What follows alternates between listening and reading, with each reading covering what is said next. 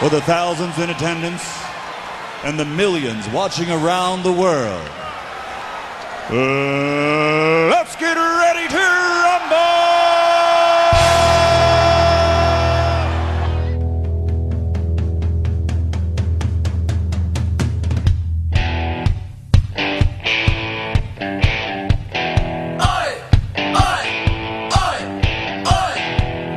Welcome back to Around the Horn with CB, episode 6.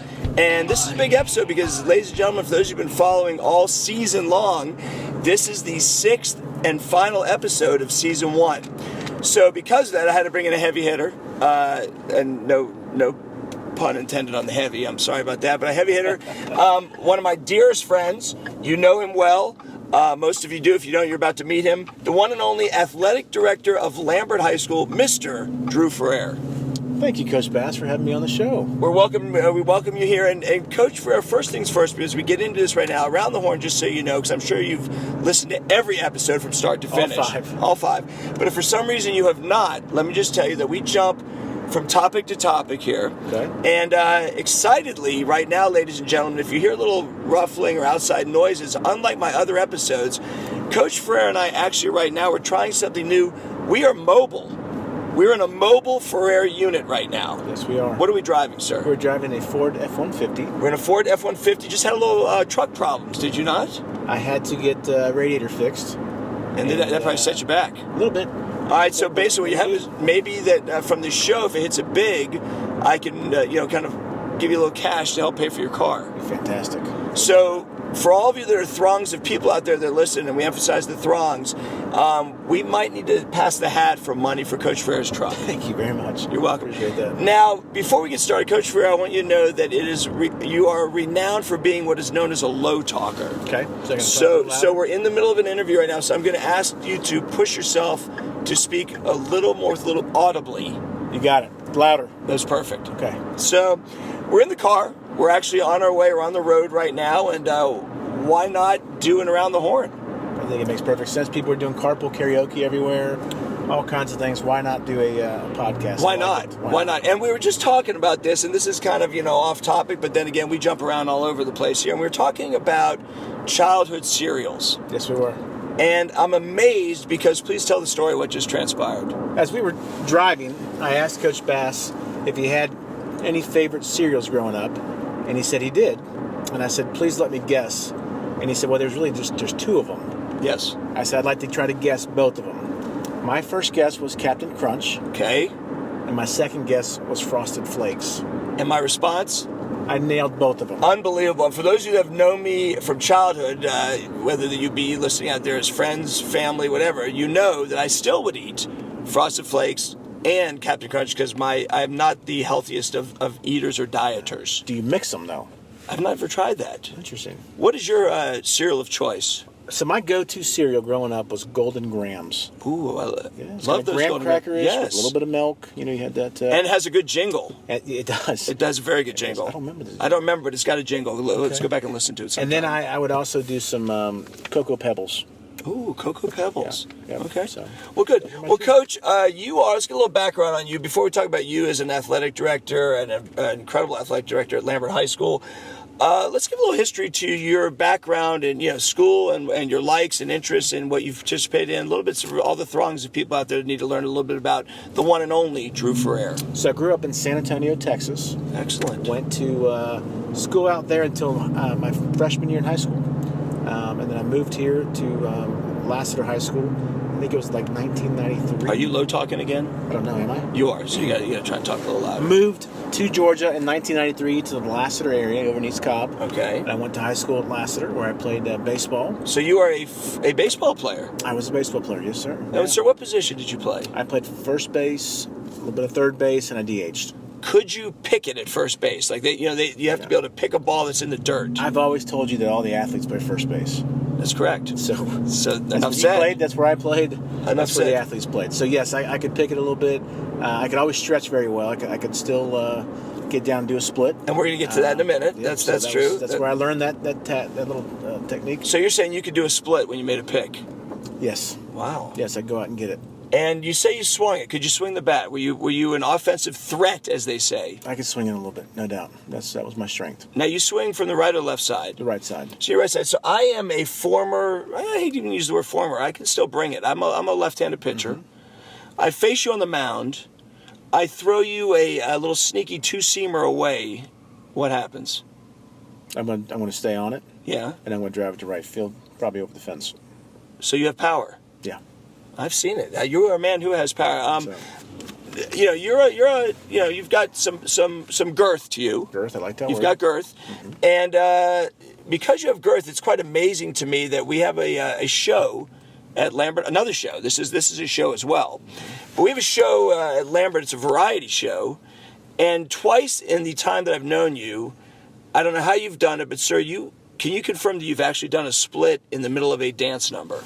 Yes, sir. I have done that twice. I've been fortunate enough to be invited to do the variety show. Yes. And as we've done this, I have been able to drop down.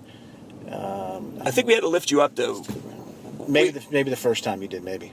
I think 4 to 6 students had to come out and lift you this time. Wow, Is that true? Right? That's untrue. It's not true. That's I'm sorry. True. But I still got it. I can still drop down and pop up. And I would say that came a lot from being pretty flexible playing first base. That's right. And then so after high school, tell us about your road through college and to becoming the athletic director at Lambert High School. Went to North Carolina State to play baseball. Excellent. And, after Tar Heels. That is not the Tar Heels. Oh, I tried to trick you. You tried to trick me. Okay, it's the Wolfpack. Yes. That's correct. Beautiful area up there. It was a long ways from home, and I wasn't ready. Okay. I was not a great student at the time. I didn't know how to study or manage my time. Yes, which is important nowadays. Very much so. And if I could go back, and I try to tell kids all this time, it's more about trying to find the right fit as opposed to the D1 or the big school or that type of thing, because that was what I was caught up in. I was caught up in all my teammates were doing, and I was better than all of them, I felt like, and I should be getting D1. And when I got those opportunities, I felt like that's what I wanted to do.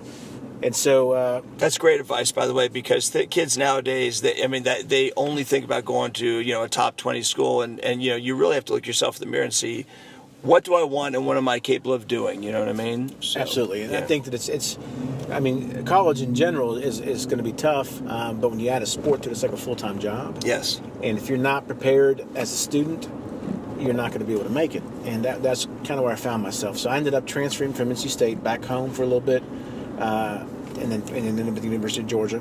Awesome. And at the University of Georgia, I studied risk management and insurance, where I got the business degree there. Came out of that and did sales for about 4 years. And after doing sales, I felt like if I could work with students full-time and make an impact on their lives, it's what I wanted to do. And so I made the jump from sales to education, and went back and got my master's in education, and that's where I ended up at South High School. And you, without question, certainly influence kids greatly. I mean, you really are a beacon at Lambert High School. And just tell me, if you would, and I know let's go beyond that. What is your perspective on relationships and how important they are to a school, to a relationship with kids, and in education today? So if you think back to all your high school and all your schooling in general, there's probably very little that you really remember about the facts. I think you remember the relationships, the way people treated you, what teachers would do for you. And I think that kids will do anything for a teacher that they like and respect, and that take an interest in them. And so I've always made it a practice to really try to build good relationships with students. And it's worked very well for me. Bless you. Excuse me. Oh, that's okay. That's okay. You got a little bit of a little sneeze, but you feeling better? Much better, thank you. Okay. So, in regards to that, I think that my philosophy is kids want to be respected and treated like young adults, and they will do anything for you if you just treat them well. These kids aren't. Most of them aren't going to go on and play college sports, right, or pay bills one day at the pro level with a sport. So I hope that we can give them the best experience they can get at the high school level, and enjoy being a part of a team in our high school while they can. And which I could not concur with you more. I mean, I'm right. That's right on point. My question to you is this: as we go beyond that and just talk about your job as an athletic director in general, what is it? I don't want to say that what's the secret sauce. We don't want to reveal too much. But how is a public high school like Lambert High School able to be so successful in all facets of the operation, namely athletics, since you are the athletic director. And if you'll give us a little specifics about the success of Sure. Lambert. So we've been fortunate in the 10 years we've been open. We have 26 state championships. Did you just say 26? 26, yes, Wow. sir. And then we also have 4 Directors Cup champions, which is going to basically is the award they give to the number 1 athletic program in the state. And we've gotten that at the highest level for 4 years in a row. Wow. We have had over 40 region championships, countless runner-up championships, and a lot of individual state championships with swimming and some of those other sports like that. So we've had a really good run. And I got to tell you right off the bat, I mean, it is such a collaborative thing. We've got such a great community. It starts at home with our parents and our students. You get into the school building, we've got an administration that's so supportive and great. We've got great coaches. Our coaches are phenomenal. They dedicate their lives to trying to make kids better, not just on the field, but also as people. And I think when you hire people that are going to run programs well, the winning's going to take care of itself. And that's what we've been able to do. We've been able to hire the right people that are going to run good programs. And when you have someone running a good program, the winning just takes care of itself. We never set out to win championships. We set out to try to get the right people in to be around our kids. We felt like if we can, get people that we want our kids to play for, and those are the right people we want in our building. And the culture just took off. When we started winning early on, it was like a contagious thing where nobody wanted to be the team not winning. And it was like an internal pressure competition that they all put on each other. And each team wanted to be the team to win the next championship. And all of a sudden you look back and we're 26 into it and just rolling. It really is amazing. I think a big piece of that also is, and not that this is a bad thing, but there are many schools, and a lot of it's because of budgetary reasons, that have so many lay coaches that it cannot be in the building. And I was blessed to be at a tremendous school, Dunwoody High School, for 18 years, which I love. But we had many coaches that were lay coaches, and it is what it is. There weren't teaching positions, or they weren't teachers that helped out. It is amazing, and I think it's a big piece of it, the number of great coaches that we have actually in our building. Without question. We do have a lot of great coaches. And the accountability piece, it's a little bit tougher when they don't work in the building. Right. When they're lay coaches, you can still get some great coaches out of it. Our lacrosse team has several great lay coaches, and we have others as well. But I think when they're in the building, there's just a little bit more accountability. They get the culture piece a little bit better. They get relationships with the other coaches. It really helps the whole vibe of your athletic department to have people in-house. So we've been very fortunate there. The county does a great job of supplementing our coaches and paying them. And then Dr. Davison gives us the flexibility to hire the right people, and we've done very well with that. So, well, that's fantastic. And as we get ready to move into another phase of our discussion here on Around the Horn with CB, the timing could not be better because, sir, we are on a journey which we just pulled into to Costco. We have to purchase some items for the school. And so we are going to take a break, but you really out there listening will not take a break because you'll hear me, you'll pause, but we'll be right back. So really it seemed like we're just in mid-sentence. So let's start a sentence, we'll pause it, and we'll finish the sentence after the shopping. Would you like to start it, sir? the sentence is, my favorite memory is... Without question, mine is as well. No doubt it would be... All right, so we just finished doing our shopping. I know I told you we'd finish the sentence, but quite honestly, we had a hot dog. We've been talking. I don't remember the sentence, but it's about a memory. So, sir, let me ask you, before we move on from Lambert and athletic director and sports stuff, what is a great sports memory that you've had as an athletic director over your 10 years, the Decade of Excellence? Decade of Excellence. Decade of Excellence, your 10 years. So I think in thinking about that, there's a lot of special memories, obviously, and you hate to leave any of them out, but to think about a couple in particular, I think the first state championship we won was a lot of fun. 2011, our lacrosse team won a state championship. That was a great moment for us. And a great lacrosse program we have. Fantastic. Absolutely. And then I looked to the next year in 2012. Yes. We had a unique situation where our boys soccer team and our boys lacrosse team both were going to be hosting state championships at Lambert. And we were able to back-to-back win state championships at home in front of our home crowd and community. It was an incredible experience. When you say back-to-back, do you mean consecutive days? Consecutive days. So we had our soccer team played Greenbrier, beat them 5-0. Wow. We had a young man on the team that was a hardship situation for us. He was adopted by one of our families. His name was BK. He was from Africa. Wow. And when BK came to us, our students just really took to him. They really enjoyed him as a person and loved him being part of our school. And I can remember vividly when we scored. He scored 3 goals that game. Wow. And when he scored, our students had the Ghana flag out, and they were waving it, and it was very emotional for the young man and all the families there. So it was a really neat experience for us. The next night we came back and played Pope and beat them in lacrosse for another state championship back-to-back. It was our third school championship and then second in a row, which was pretty neat. So great memory. There's been a lot of special memories at our school, and it all comes back to our coaches, players, and community, and just the way they support us. I mean, that's what high school athletics are all about. I mean, it really is about making those great memories. And the only problem I have with that memory is I actually came to Lambert the fall of 2013. So basically, let me get this straight. What you're saying is your greatest memory in your life of athletics had nothing to do with me or anything with me being associated with the school of which you are the athletic director. Can you confirm that? It's hard to fathom anything without you, any good memory without Tom Bass. But yeah, that for Lambert, I think those are pretty special. Okay. I don't hold that against you. A you. lot of special memories since you've been with us as well. All right, that's okay. And many more to come. Okay, that's great. Well, sir, we're going to move on because you are what I call a well-rounded person. There's more to Drew Ferrer. I'm going to dig down than just this athletic director. Now, one of the things I know that we're very similar, we have in common, is we both enjoy movies. Yes. We enjoy a good movie. We used to go see more movies because we had something known as the Movie Pass. Yes. Which I believe is now defunct. It went under. Belly up. Tits up. It went belly up, but we, if I may say so myself, we made the most of it. We did. We saw a lot of movies, and I think that was actually put a little bit of a wrinkle into your scale. Whoa. I think it did, because there were so many movies there that we used to go 1 through 5 that I would now see just because it was free. Right. Therefore, it kind of debunked the whole, what I'd rate it, because I already saw it for free. So I'd have to, whether it's worth going to the movie theater or not for, became obsolete, because it was all worth going to the movie for because it was free. So maybe I had something to do with making it go under, because we can never leave the Bass movie rating system of 0 to 5, by the way. 0 to 5. Excuse me, yes, that's right. And so I think you're right. If you'd be listening to all 5 of the shows, you know in the first show we discussed that. So evidently you did not listen to the first show. Don't answer that question. Don't respond to it. Sir, with today's a big day. It's a Friday, and we have Captain Marvel came out today. So before we get into discussing Captain Marvel, who's your favorite Marvel character, and who do you see you as? Let me say one thing. I see you as Black Widow. Really? Yes. Black Widow. Black Widow, a little Scarlett Johansson. I'm a huge fan of the Hulk.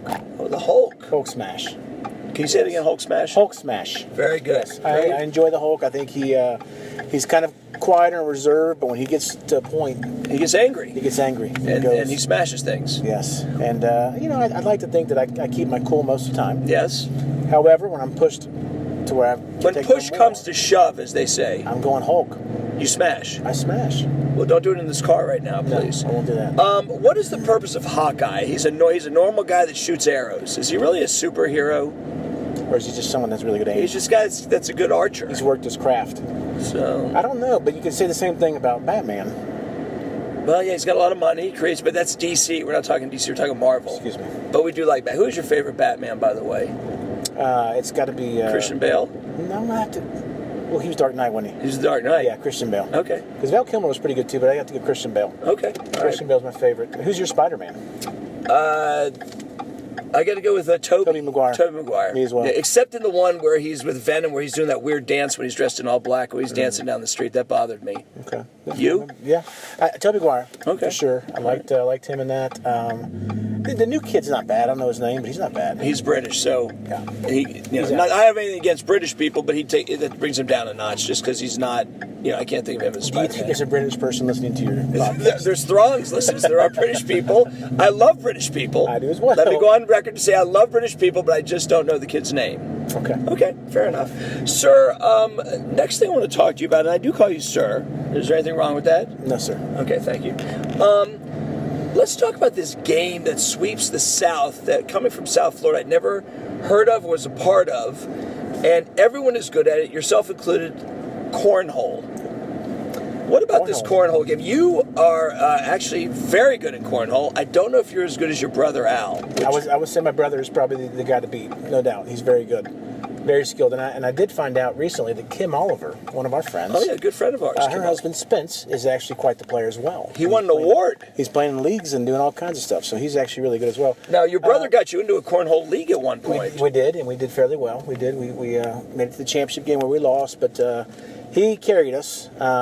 He's very good. I am a very good role player. Okay, you're a wingman. I'm a wingman. Okay, do you like wings, by the way? Flats, drumettes? I'm a fan of anything I get. I'm not a drummer. You know I eat only flats. I've heard that. Okay. Yes, I've heard that. I've witnessed that. I eat only flats, and Scott Bracco, who was a guest on this show, also eats only flats, and Scott Bracco claims he's extremely to be a very good cornhole player. Can you beat Scott Bracco in cornhole? There's no question. Scott Bracco is the best.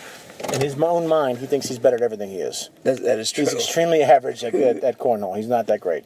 So for those of you who don't know cornhole, because you may be a South Floridian like myself, a lot of my people listen to it.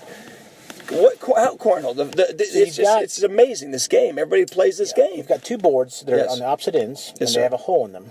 And you're trying to throw a bag of corn into the hole. Oh, there's actual corn in the bag. Probably not. But it sounds good because that's where the name came from. Right, let's just say there is. Let's say there is, okay. And you're 3 points if you get it in, 1 point on the board, and the other person's throwing as well, and your points cancel each other out based on where your bag lands versus their bags. You do 4 bags, you have a teammate usually, or you can play one-on-one. Sounds like fun. It's a lot of fun. Would it throw it off if instead of if you use popped corn in it? Probably make it a little bit harder to throw. You probably wouldn't throw it very far. Not at all. You have to make the boards closer together. Very close. Well, we continue our journey, everybody, and we're now at another market, and we will be back momentarily as we pause, and we'll be back in a minute. All right, so we're back. We just had a great cookie from a deli. Yes. It was fantastic. Man, salted caramel. Salted caramel. Did you say caramel or caramel? I say caramel.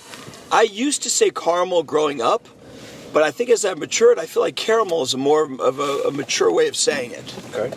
Either way, it's delicious. I'm into a Milky Way thing right now. I'm eating a lot of Milky Ways, which has caramel or caramel in it.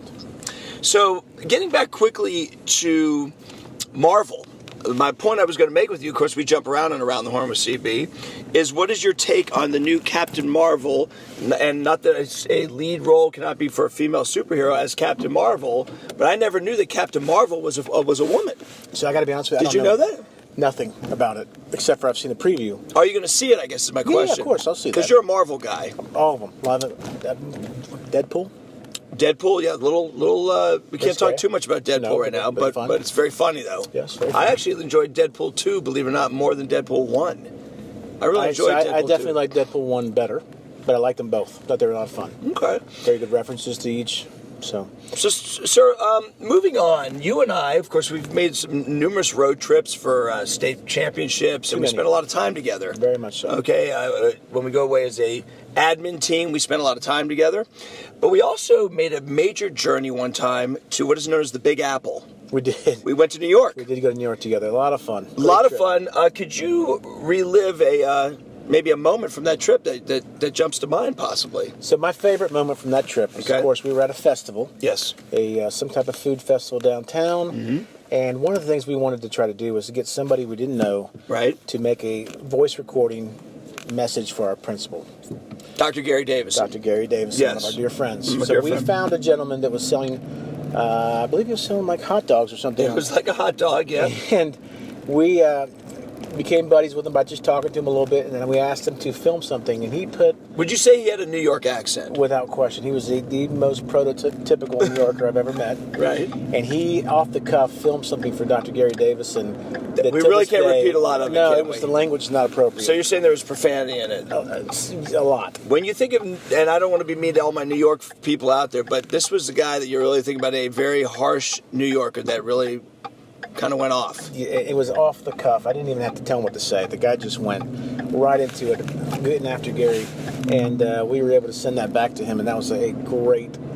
And we still have that story, and we still have the video. If you ever want to see it, please ask Coach Bass. He'll show it to you. Yes, he said fudge many times. Something like that. Something like that. Now, also, we came across a very famous urban myth person down in Times Square that we also have a picture with. We do. Yes. And a front and a back shot. The Naked Cowboy. We were at the Naked Cowboy. And what we did, you say naked or naked? What do you say? Well, naked would be... Well, how did you say? You have Hispanic heritage. Okay. So is that what naked is in Spanish? Naked? It is not. But we'll go with it. We'll go with it. I said we came by the naked Cowboy. Talk to me about that. He was very nice. I was very surprised when you went ahead and joined him in your underwear. And I made a bad choice that day because I was not wearing boxers. I can tell you that right now. So we ended up getting the Naked Cowboy to throw the horns. He did. He shot the horns. All of us shot the horns, and we took a picture together. We also went on to make a calendar out of that whole trip. We did, where we took pictures at various places. And we, how about a great moment is from a famous movie. We were on a boat, and what did we do? Titanic. We did the Titanic shot. I did get behind you, and I put my arms around you as we spread our wings out. So you were Rose. Yes. And I was Jack. Yes. We didn't sing the song though from Titanic. We did not, but I definitely was nestled up and against you. It was fabulous, sir. Very nice. It was a great moment. We took a number of different moments. I remember you got in a board that was kinky boots. Yes. And you put your face in there and it looked like you were wearing kinky boots. I recall that one. I recall pictures of us in a horse carriage at Central Park. We took a horse carriage. This was actually funny. How about when we were at Central Park and there were about 100 cyclists and they were at a stop sign or stop light. We got in front of them, and we really didn't have bikes, but we pretended we were riding bikes, and we just alongside them, and we held them up to take a picture. Yes, they were not happy. They were not happy because they were those tight, shorted cyclists. Yes. The kind that get really angry with the helmets that look like this kind of bullets on their head. Serious cyclists, yes. A lot of fun, great trip, great memories. Was there the shows were probably a lot of fun. Wicked was phenomenal. We saw Wicked. Something happened though when we went to see Aladdin. You want to talk about that? I do. So. At that time, you had just gotten knee surgery. Which I've gone through 2 grueling knee surgeries, by the way. Okay. They have lasted a long time. They have lasted a long time. The recovery's been longer than any human I've ever seen. That is true, and I still have to. I don't want to. I still need to use my handicap. I had a seat on the end. Yes, you did, sir. You were in the middle, and there was a gentleman from Russia. Yes. That was a rather large man. What would you say he came in at? About 4.5 bills. I say he was about 4.5. He was a good 400 pounds. He was a 3-seat guy. There's no question. I don't want to be mean to anyone that's overweight, but he was a 3-seat guy. Correct. Okay. You at that point told me you could not sit in the middle because your knee. Which is the truth. And the seats were very close together, sir. Without question, because I sat in the middle, and this man was spilling onto me. The side meat was kind of in your shoulder. Very uncomfortable. It must have been soft, though. It was very soft. It was like a pillow. It was like a giant pillow. I had my head up against his chest area. Right. And at that point, I felt like it was just too much, so I had to get up and leave as you put your knee all the way out into the aisle very comfortably. I did. I was very comfortable for the show, by the way. I was not, so I left the show. So you didn't get to watch the show? I saw it outside on TV. I'm sorry about that. You're not. Would you accept my apology? Maybe. All right. Maybe. So we had a great trip. Very good trip. Now, we've talked a little bit about style and fashion. You've given me a hard time. I think I look good in skinny jeans. Can we discuss skinny jeans, and would you or do you wear skinny jeans? I do not wear skinny jeans, so there's nothing on Have you seen me in my skinny jeans? Too many times. And? I don't like them. Why is that, sir? I think you look like Monty Burns from The Simpsons. I don't know Monty Burns. Monty Burns. I need to watch this. He's got the tight pants. The boss. Yeah, he's the boss. Skinny boss guy.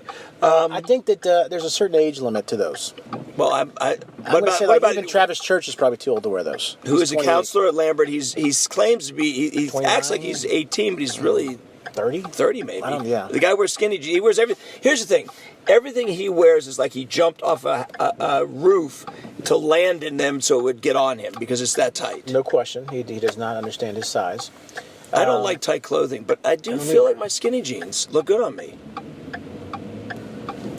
I think you pull them off better than I would. Okay, thank you for that. I'm still not sure I would wear them at your age. All right, so maybe that's not a good option for me. I don't know. I think you need to ask your wife. Okay, all right. Ask Jeannie Marie. Okay. Well, sir, as we're starting to wind down, and we talk a little bit. You are a Cuban American. Correct.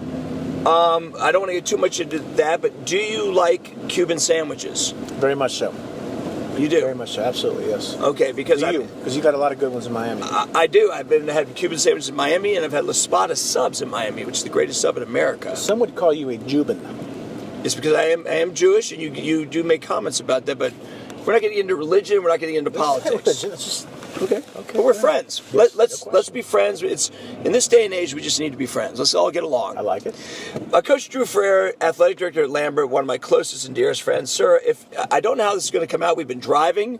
You've been mildly low talking. Hopefully, we can hear you. I feel like I've tried to step up and talk louder, but I'm just hoping it's not me and you hear my voice, then you hear. So what do you think? And then you hear silence, and then me again. that would be bad. That wouldn't be a good around the horn. Okay. And I purposely want to go this route as we wind down this episode to let you know, ladies and gentlemen, is when season 2 comes out, I've got some big surprises for you that deal with maybe a little mobility and things on the move. That's why I wanted to try this attempt at doing one in the car, in the vehicle, as we drive down Highway 141 in Atlanta, Georgia. I think it was very fun. Would you come back? I will. If we can hear you, I will invite you back. And if not, I'm done. Then there'll be dead silence. And then we're done. Drew Ferrer, you my man. Hook 'em horns. Hook 'em horns. Thank you, sir. Hey, Appreciate thank you your everybody time. for listening to yet another version of Around the Horn with CB. And we're out of here. We'll talk to you soon. Thank you. Oi! Oi! Oi!